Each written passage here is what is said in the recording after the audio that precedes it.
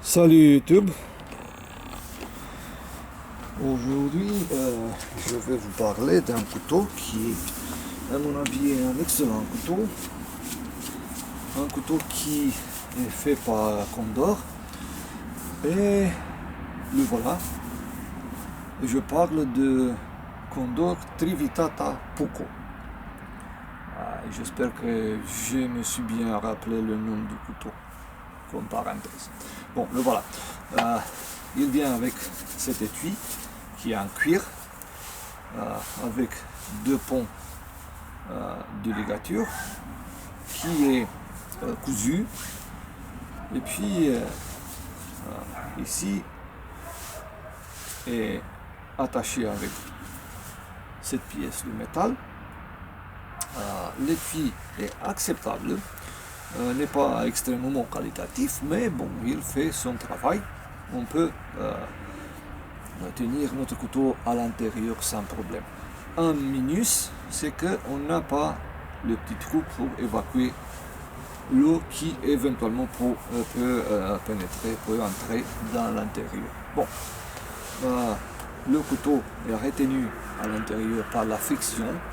Et je peux vous dire que celui qui a fait l'étui a fait un très bon travail parce que le couteau reste là sans problème. On ne peut pas le faire sortir seulement comme ça. Et on a besoin de mettre un peu de force pour extraire le couteau de l'étui. Voilà l'intérieur de l'étui.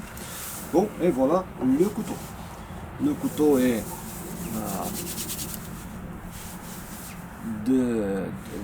dans la forme de couteau traditionnel nordique, dans la forme d'un couteau Puko.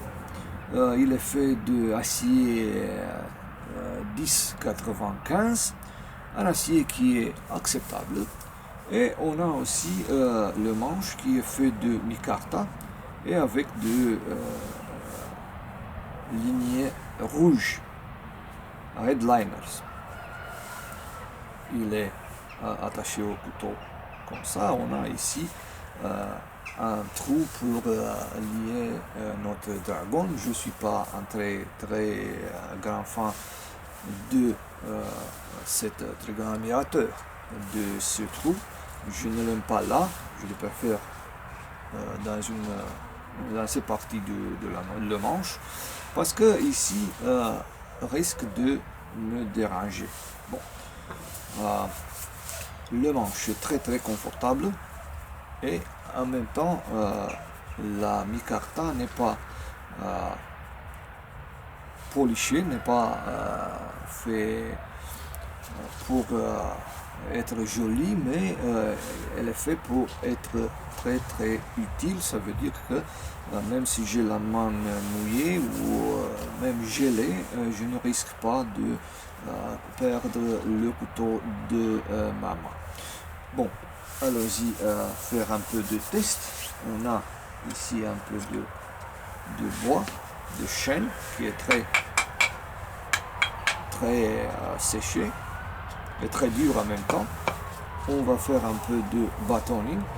Évidemment, c'est très léger parce que le couteau est très petit pour faire de batoning très agressif. Et voilà.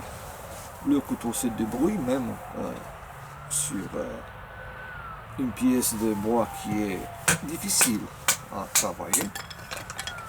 Bon, on a obtenu ces morceaux de bois et si nous voulons, nous pouvons continuer pour obtenir de plus en plus de morceaux pour allumer un feu à la fin. À ce moment, je vais vous montrer les plus grandes qualités du couteau, ça veut dire les qualités qui nous aident à faire des travaux de attention, des travaux qui sont des travaux qui nécessitent de l'habileté. Et on a ici un petit morceau de bois. Je vais le couper avec l'aide de ce couteau seulement, sans utiliser autre outil. Et vous pouvez voir que dans une très courte période, j'ai réussi à couper le bois et à mettre un point sur la pièce, sur le morceau de bois. Je veux faire quelque chose pour nous aider à fixer notre tente, et alors on arrondit le bout du morceau de bois pour ne pas avoir de surprise au moment où nous l'enfonçons dans la terre, et puis on lui met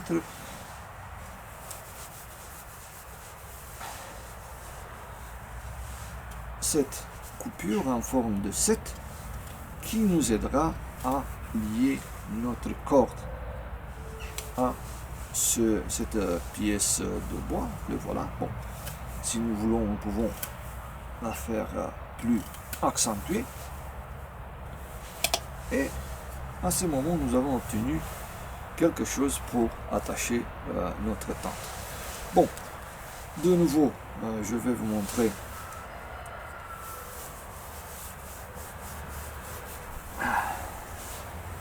que je peux obtenir très facilement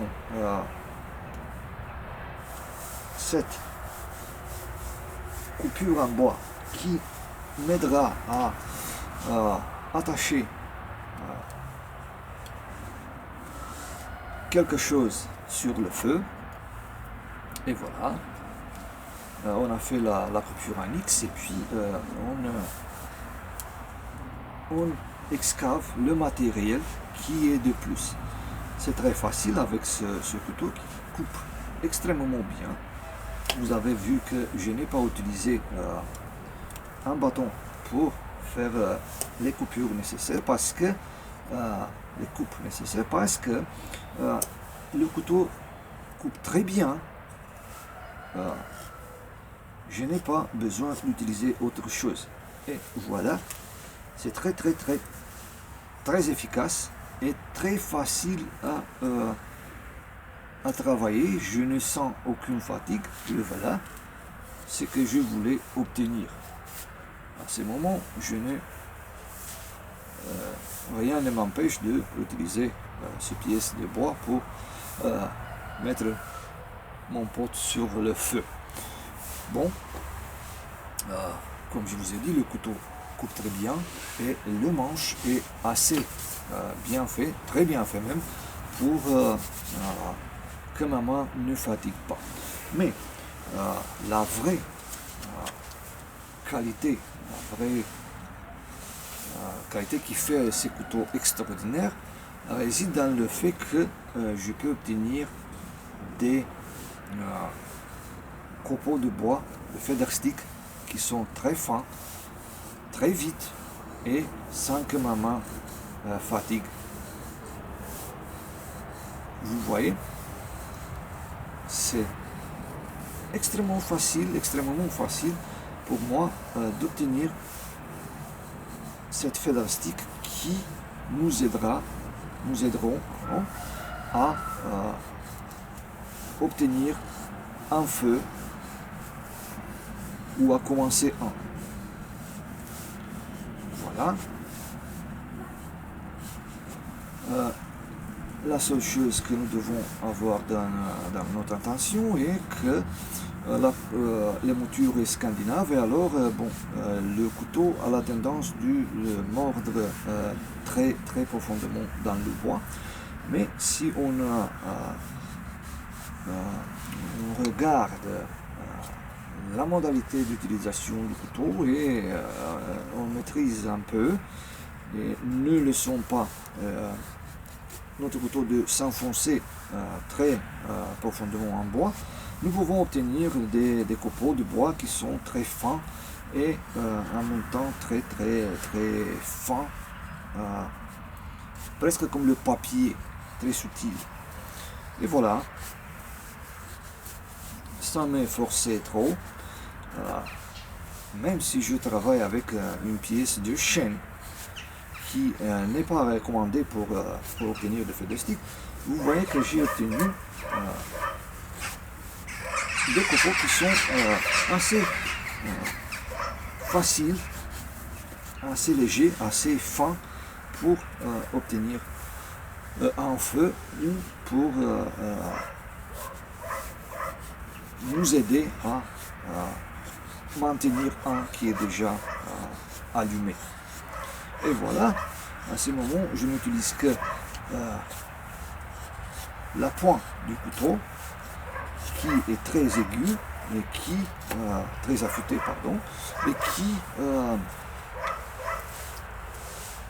nous aide vraiment à faire des feux de stick très subtils. Et voilà. À ce moment, nous pouvons allumer cette feu de stick avec le ferrocerium. Pas de problème. On n'a pas aucun impédiment pour réussir. Et voilà. Ce que j'ai réussi à faire, des copeaux très subtils, des copeaux qui s'allument très facilement. Et ça, en très peu de temps et avec un morceau de bois qui n'est pas très adapté pour faire ça. J'ai ici du fatwood et je vais vous montrer comment fonctionne le dos de la lame qui est assez aiguisé pour obtenir sans problème des copeaux de fatwood. Je n'ai pas obtenu de la poussière de fatwood, mais des copeaux, vous voyez, qui sont mieux parce que sont plus lourdes que la poussière et même si le vent souffle, ils restent sur place et nous pouvons utiliser un ferrocerium pour les allumer. Je n'ai pas avec moi en ce moment un ferrocerium, mais je vous assure que le dos de la lame est un excellent grattoir pour le ferrocerium. C'est tout pour aujourd'hui. J'ai voulu vous montrer ce couteau parce que je n'ai pas vu beaucoup de revues sur internet sur lui et puis comme je vous ai dit, pour moi c'est un excellent couteau en ce qui concerne les travaux de détail. Les travaux de détail, on peut le faire sans problème. On peut faire des feux de stick sans nous fatiguer. On peut obtenir de diverses coupures, divers objets qui nous aident dans notre activité. Et à mon avis, ce couteau, même s'il est très petit, est adapté pour être un couteau, un seul couteau qui peut être utilisé dans les situations de bushcraft et même dans les situations de survie. Bon, c'est tout pour aujourd'hui, c'est tout que j'ai voulu vous montrer. Une journée plaisante pour tous. Au revoir.